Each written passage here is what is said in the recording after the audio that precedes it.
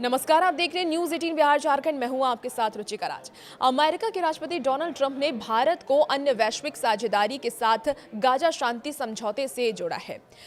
Board of peace का हिस्सा बनने के लिए आमंत्रित किया है। अमेरिका ट्रंप के द्वारा बनाए गए इस बोर्ड ऑफ पीस को गाजा और उसके आसपास शांति एवं स्थिरता लाने के लिए एक नए अंतर्राष्ट्रीय निकाय के रूप में प्रस्तुत कर रहा है। आपको बता दें कि इजराइल के 2 सालों के सैन्य अभियान के दौरान गाजा पट्टी पूरी तरह तबाह हो गई है। अब अमेरिका के राष्ट्रपति ने गाजा पट्टी में इजराइल और हमास के बीच युद्ध विराम समझौते के दूसरे चरण के तहत इस बोर्ड को दुनिया के सामने रखा है। हालांकि कुछ आलोचक आरोप ये लगा रहे हैं कि बोर्ड ऑफ पीस के जरिए ट्रंप अपना संयुक्त राष्ट्र बना रहे हैं। चलिए आपको इस एक्सप्लेनर में बताते हैं कि आखिर ये बोर्ड ऑफ पीस है क्या। इसमें शामिल होने के लिए ट्रंप कितनी फीस मांग रहे हैं, गाजा में ट्रंप की 3 स्तरीय गवर्निंग बॉडी कैसे काम करेगी, आखिर में समझेंगे कि इसकी आलोचना क्यों की जा रही है। सबसे पहले कि ट्रंप का बोर्ड ऑफ पीस क्या है। देखिए, बोर्ड ऑफ पीस अमेरिकी राष्ट्रपति डोनाल्ड ट्रंप द्वारा गाजा में स्थायी शांति, पुनर्निर्माण और शासन व्यवस्था की निगरानी के लिए गठित एक अंतरराष्ट्रीय निकाय है। ये बोर्ड ट्रंप की 20 सूत्रीय शांति योजना के दूसरे चरण का हिस्सा है। उसका मुख्य काम गाजा के वैश्वीकरण, मानवीय सहायता और वहाँ एक टेक्नोक्रेटिक अंतरिम फिलिस्तीनी सरकार के गठन की देखरेख करना है। इसके अध्यक्ष राष्ट्रपति ट्रंप ही होंगे और जिनके पास वीटो शक्ति बरकरार रहेगी।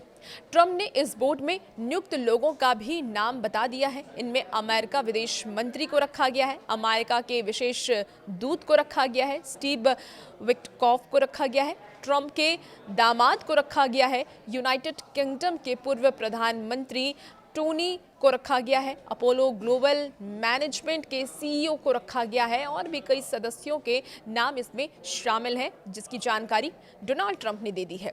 भारत, पाकिस्तान से लेकर के वियतनाम तक तमाम देशों को इस बोर्ड ऑफ पीस में शामिल होने का न्योता भी भेजा गया।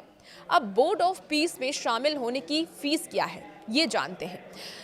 देखिए, जो रिपोर्ट सामने आई है, रिपोर्ट्स के अनुसार इस बोर्ड में 3 साल से अधिक की स्थायी सदस्यता के लिए सदस्य देशों को गाजा के पुनर्निर्माण हेतु $1 बिलियन यानी कि करीब करीब आप मान लीजिए कि 8,300 करोड़ रुपए का योगदान देने का प्रस्ताव रखा गया है। जो देश ये राशि नहीं देंगे उनकी सदस्यता केवल 3 साल के लिए होंगी। गाजा में ट्रंप की 3 स्तरीय गवर्निंग बॉडी कैसे काम करेगी, ये भी आपको समझना बेहद ही जरूरी है। चलिए, ये 3 स्तर के द्वारा काम करेगी। कैसे कैसे 3 स्तर हैं, ये क्या क्या 3 स्टेजेस हैं, चलिए वो आपको बताते हैं। देखिए, बोर्ड ऑफ पीस गाजा कार्यकारी बोर्ड मध्य स्तर और गाजा प्रशासन के लिए राष्ट्र समिति यानी कि निचला स्तर, गाजा कार्यकारी बोर्ड अंतरराष्ट्रीय नेतृत्व और जमीनी प्रशासन के बीच ऑपरेशनल इंटरफेस के रूप में काम करेगा। इसमें तुर्की, कतर, मिस्र और यूएई के क्षेत्रीय प्रतिनिधियों के साथ साथ वर्ल्ड बैंक और नीदरलैंड के अधिकारी भी शामिल होंगे। व्हाइट हाउस ने एक बयान में कहा है कि बोर्ड प्रभावी शासन और गाजा के लोगों के लिए शांति, स्थिरता और समृद्धि को बढ़ावा देने वाली सबसे अच्छी कैटेगरी की सेवाओं के वितरण में सहायता करेगा। सबसे नीचे गाजा प्रशासन के लिए राष्ट्रीय समिति यानी कि NCAG है, जिसमें केवल फिलिस्तीनी होंगे। गाजा की जमीनी प्रशासन के लिए national committee for the administration of Gaza यानी कि NCAG का गठन किया गया है, जिसके प्रमुख डॉक्टर अली शात हैं। इसमें कुल 15 टेक्नोक्रेटिक हैं।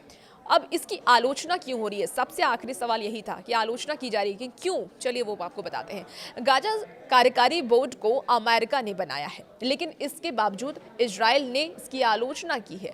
इसमें तुर्की और कतर के प्रतिनिधियों को शामिल करने को लेकर के ट्रंप को इजराइल के विरोध का सामना करना पड़ा। इजरायली प्रधानमंत्री बेंजामिन नेतन्याहू के कार्यकाल ने रविवार को ये कहा कि इस कार्यकारी समिति का गठन इजराइल के साथ कोऑर्डिनेट नहीं किया था। शांति बोर्ड का मैंडेट केवल 2027 तक संयुक्त राष्ट्र सुरक्षा परिषद द्वारा अधिकृत था और पूरी तरह से गाजा संघर्ष पर केंद्रित था। लेकिन बोर्ड ऑफ पीस को लेकर के जो निमंत्रण पत्र भेजा गया, उसमें गाजा युद्ध से परे भी एक चार्टर्ड को शामिल करने से कथित तौर पर कुछ यूरोपीय सरकारों के बीच चिंता बढ़ गई है कि क्या ये संयुक्त राष्ट्र के काम को कमजोर कर सकता है। ट्रंप ने पहले ही संयुक्त राष्ट्र पर दुनिया भर में संघर्षों को समाप्त करने के लिए उनके प्रयासों का समर्थन नहीं करने का आरोप लगाया है। एक राजनयिक ने यह भी बताया है कि ट्रंप यूनाइटेड नेशन है जो कि संयुक्त राष्ट्र चार्टर्ड के बुनियादी सिद्धांतों की अनदेखी करता है। 3 अन्य पश्चिमी राजनयिकों ने यह भी कहा है कि ऐसा लगता है कि अगर ये आगे बढ़ता है तो ये संयुक्त राष्ट्र को कमजोर करेगा। और भी ऐसी वीडियोस के लिए आप बने रहिए न्यूज़ 18 के साथ।